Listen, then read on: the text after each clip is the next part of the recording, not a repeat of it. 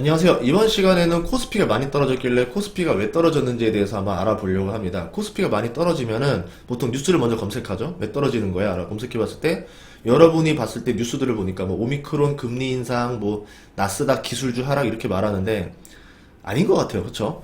다른 나라 지수들을 한번 보세요. 다른 나라 지수들을 보면은 생각보다 별로 안 떨어졌습니다.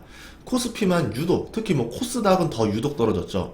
코스닥 같은 경우는 이해를 하죠. 나스닥에 영향이 있지 않았을까 싶긴 한데 코스피만 더 유독 떨어졌을 때는 의심을 해봐야 된다. 여러분이 여러분만의 좀 이해될 만한 어떤 자료들을 보셔야 됩니다. 그래서 뭐 몇 가지 자료들을 좀 보려고 하는데요. 그냥 제가 추정하는 생각들은 그래요.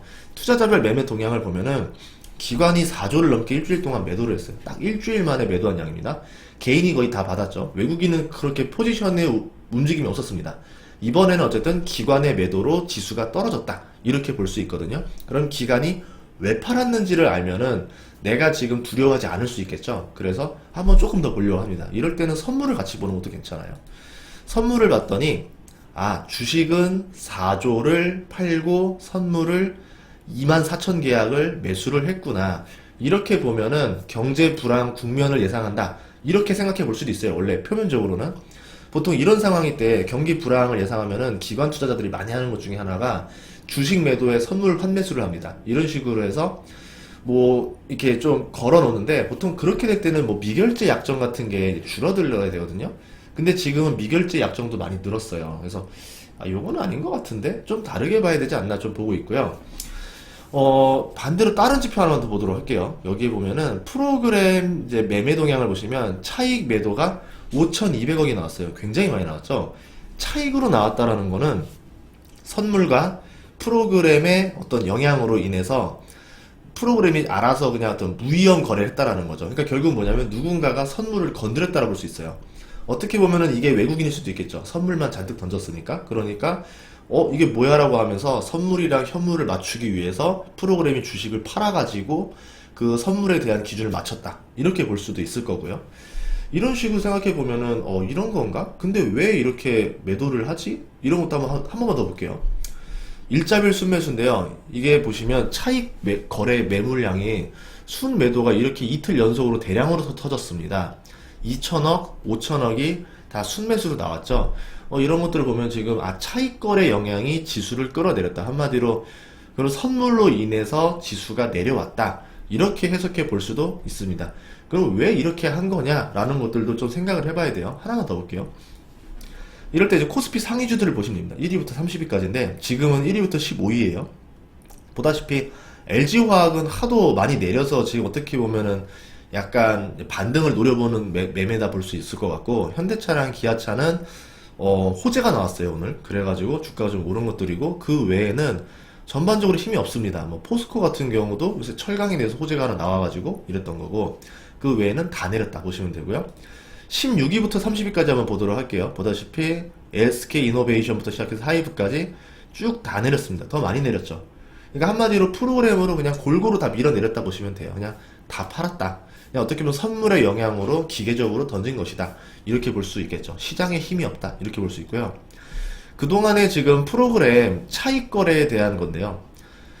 그동안 200거래일입니다. 거의 한 9개월 정도 보시면 되는데, 순매수 누적으로 보면 계속 던졌어요. 차익거래 매도가 쫙 나오면서 바스켓을 쫙 비웠다가 이제 슬슬 담기 시작합니다.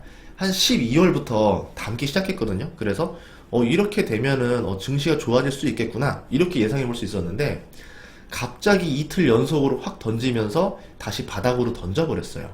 그래가지고 지금 지수도 힘을 못 쓰게 됐다 이렇게 볼 수 있겠죠.